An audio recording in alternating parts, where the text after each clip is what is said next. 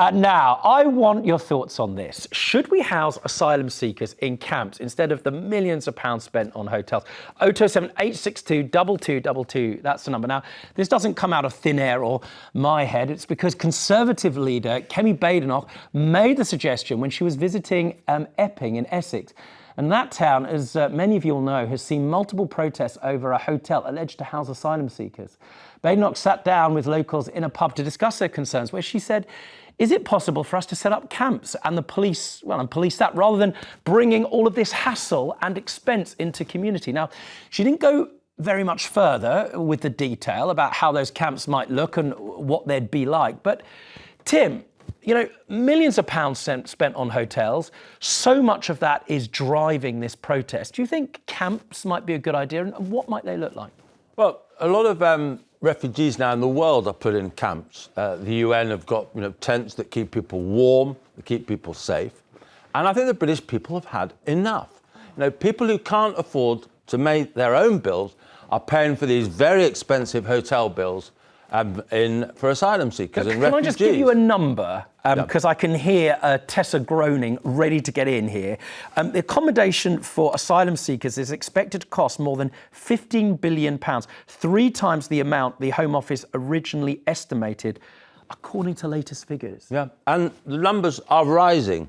The record number of people crossed the Channel illegally already this summer. And so, yes to camps, but people are still going to keep coming. People want to come to Britain for all sorts of reasons, partly because we don't have ID cards, so that's another issue. Keep on topic. The key thing is we have to stop the boats. Well, hang on. Until we stop the boats, I'm sorry, we'll continue to have these bills. I'm going to push you on this one, Tim, because we're trying to stick to the debate. Well, it's not irrelevant. Until we stop the boats, we'll have some cost, whether it's camps or hotels. Right, but the question is, we're asking about hotels versus camps, and if you want to stop the boats, presumably, I don't help, your point is that the camps might be a deterrent people crossing if they are not going to be housed in a hotel. And the Conservative government, in fact, signed contracts in 2019 that were due to pay £4.5 billion worth of taxpayers' money to 3 hotel companies over a decade. And on the Sunday Times Rich List, one of the fastest risers is a guy who provides services to these camps and these hotels. Because it's lucrative for a lot of people. The people that are paying are the British people. And so, yes, camps, I've absolutely been clear about that. But it's the cost of camps will still annoy people. Well, I wonder about that. Tessa, what do you think about this? I mean, what Tim is ostensibly saying is that camps will stop people crossing the Channel because they're so horrible, as opposed to hotels. Do you think actually that is a deterrent? Or do you think we should be paying for hotels? Dear Tim, I love the way you weaponised the word British there. British people! They've had enough, us poor British people. Do you know the numbers of asylum seekers we take in this country, relative, in fact, to our European neighbours, but more saliently to countries like Turkey, who have an excuse for putting their asylum seekers in camps because they house millions of asylum seekers because they border countries where there have been conflicts.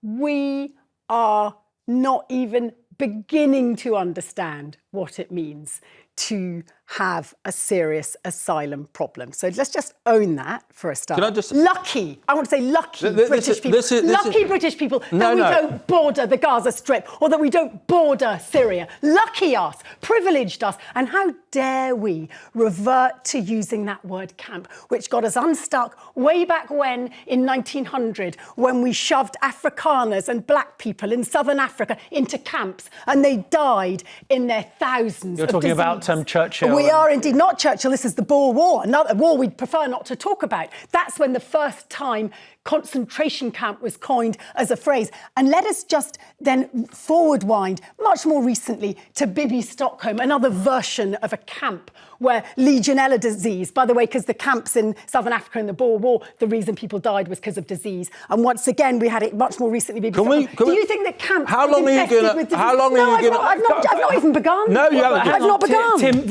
very quickly before we go to callers, Tessa's knocking Britain all the time. I'm not It's knocking what she Britain, I'm does. knocking your use of the word Britain. You knock Britain all of the time. And the fact is, if you add up the contribution that British people pay on overseas aid, defence, around them, we are absolutely committed to abroad. We are actually a very generous nation, even with the cuts, which I oppose. Well, let's just give some numbers before we go. Saying that we don't care and that we're somehow worse than other countries is not true. Just to be clear, so our callers know, on the one hand, we've got Tessa saying, look, we're not gaslighting you, but we've not got an immigration, a migration problem. Well, not just full stop, really. And on the other hand, we could be doing a great deal more. And Tim's saying, yes, we have. And the underlying numbers, it shows that 3 companies made a total profit of £380 million on hotel contracts between September 2019 and 2024. Now, Andrew, you're in Essex. Where do you sit on this? Are you with Tessa, who says, we could and should be doing more, we don't have a problem, or are you with Tim? Hello, geezer. Hello, Andrew. I think it's a no-brainer. Of course, it's a great idea. They travel hundreds, maybe thousands of miles to come here for maybe a better life or to persecution, all that sort of stuff. Right. They've gone across dangerous territories and all that. They're given an holiday camp. They're going to be fed. They're going to be looked after medically. Mm-hmm. Another, months, years, or maybe a year. So not quite the Boer War that Tessa's described. She keeps piping on about history. I mean, we've grown out of all that now. Stop banging on about all that nonsense. Tessa, much respect to you, but I'm sorry. Sometimes you talk a lot of tosh. Hi, Andrew. Anyway, how are you doing in Essex? Oh, she butting in again? Yeah. No, I'm just saying hello. Welcome to my life, Andrew. Welcome to Andrew, my life. Your point is, look, your point, Andrew, is that this is significantly... Have you got a button button or a cut-off button for me? Your point is that it's significantly cheaper by having camps than it is putting people into hotels. And that's got to be the bottom line. I don't know the figures, but what I do know is if they're in these hotels, you get a lot of people protesting outside that are causing them fear. And if they are decent human beings, they don't deserve to be intimidated like that.